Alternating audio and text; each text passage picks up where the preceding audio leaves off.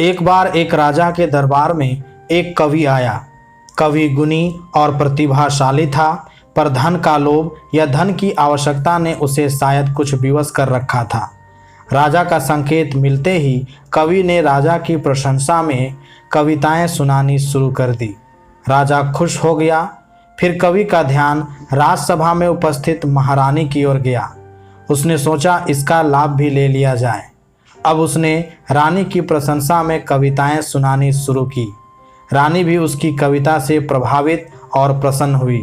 कवि ने राजा रानी दोनों का दिल जीत लिया। राजा ने मंत्री से पूछा कि इस विद्वान कवि ने हमें प्रसन्न किया है। राजा इतना प्रसन्न था कि वह कवि को दरबार में जगह तक देने को तैयार था, पर उसने मंत्री से ही कवि के योग्य उचित इनाम पूछ लिया। मंत्री कुछ चुप रहा और राजा को मंत्री की बुद्धिमत्ता पर अटूट विश्वास था और उसके परामर्श के बिना निर्णय नहीं करता था। मंत्री था भी उस योग्य।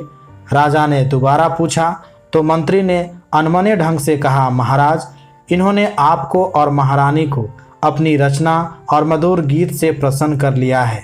आपको जो उचित लगे वह पुरस्कार इन्हें दे। इस विषय पर मेरा निर्णय शायद अच्छा ना हो। अब तो राजा का कौतूहल बढ़ गया। एक कवि को इनाम देने की साधारण सी बात पर मंत्री ऐसी बात क्यों कह रहा है? हो ना हो कुछ गहरी बात जरूर है। उसने घोषणा की कि अब मंत्री जो पुरस्कार निर्धारित करेंगे वही पुरस्कार इस कवि को दे दिया जाएगा। कवि ने बड़ी आशा की दृष्टि से मंत्री की ओर देखा। उसे अफसोस हो रहा था कि यदि उसे मंत्री के इस प्रभाव का पता होता तो वह कुछ प्रशंसा उसकी भी कर देता। फिर भी यदि यह राजा जितना पुरस्कार नहीं भी देगा, पर राजा के प्रशंसक को कुछ मूल्यवान तो देगा ही।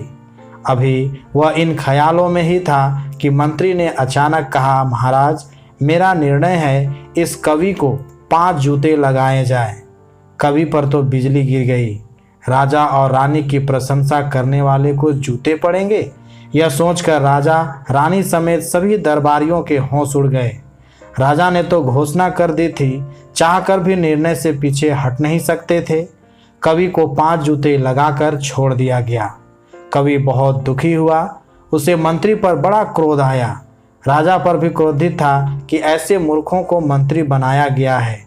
कवि ने मन ही मन सोचा कि आज या तो मैं रहूंगा या यह मंत्री। वह मंत्री की हत्या का विचार करने लगा। शाम को जब मंत्री अपने घर की ओर चला तो कवि भी पीछे पीछे चल पड़ा। मंत्री घर पहुंचा और अपनी पत्नी को आज राजसभा में हुई पूरी घटना को बताने लगा और बोला कि मुझे बहुत दुख है। एक विद्वान जिस पर माता सरस्वती की कृपा है, उसके साथ यह सब करना पड़ा। पत्नी ने पूछा कि इसमें विवशता की क्या बात थी जो आपने एक योग्य कवि का अपमान किया? मंत्री बोला, भगवान ने उस कवि को बहुत ही तेज बुद्धि और मधुर आवाज़ दी है। देवी सरस्वती ने भी उसमें इतने गुण भर दिए हैं कि वह इस राज्य का सम्मानित मंत्री बनने योग्य है। ऐसे राजा उसके सम्मान में अगवानी करे, ऐसी प्रतिभा और कला से युक्त है, परंतु उसने अपना मोल ही नहीं समझा। आज वह एक राजा की चाटुकारिता कर रहा था। यदि आज मैं उसे पुरस्कार दिला देता तो वह ज़्यादा से ज़्यादा पुरस्कार की आस में अपनी कला का प्रयोग सिर्फ राजा रानी की प्रशंसा करने में ही लगाता रहता। इसके बाद जो राजा बनता फिर वह उसकी चाटुकारिता करता, जीवन बिता देता और इसकी संतानें फिर उस कार्य में लग जाती। मंत्री ने पत्नी को कहा, मैं स्वयं कवि का प्रशंसक हूँ, इसलिए 5 जूते लगवाकर मैंने उसे नरक में जाने से बचा लिया। पत्नी ने पूछा, 5 जूते लगाकर नरक की राह पर जाने से आपने रोका, वह कैसे? साफ साफ बताइए। मंत्री ने बताया, कवि को सबसे पहले भगवान की प्रशंसा करनी चाहिए थी, लेकिन इसने तो राजा को ही भगवान मान लिया। भगवान की प्रशंसा में तो एक शब्द ना कहा और राजा रानी के लिए गीत गाता चला गया। उसने जब आज भगवान की प्रशंसा का एक शब्द भी नहीं बोला तो मुझे लगा कि उसे इस अपराध की छोटी सी सजा देकर मुक्त करा दिया जाए। भगवान से विमुख होने पर यहाँ तो उसे बस 5 जूते ही लगे और छूट गया। वहाँ परलोक में तो पता नहीं कितनी सजा पाता, क्योंकि सभी को बनाने वाला वह भगवान है। भगवान ने ही राजा और रानी को बनाया है।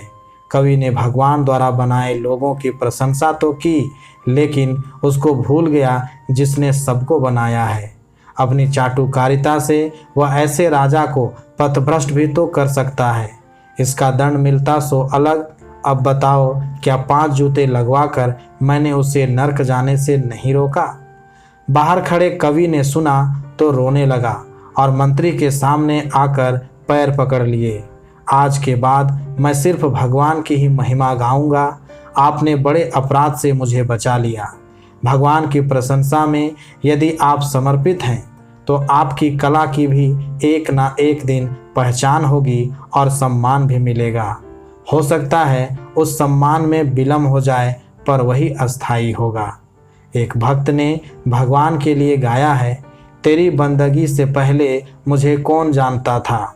अगर लब पर ना होता हरि नाम का तराना, मुझे रास आ गया तेरे दर पर सर झुकाना। जय श्री राम।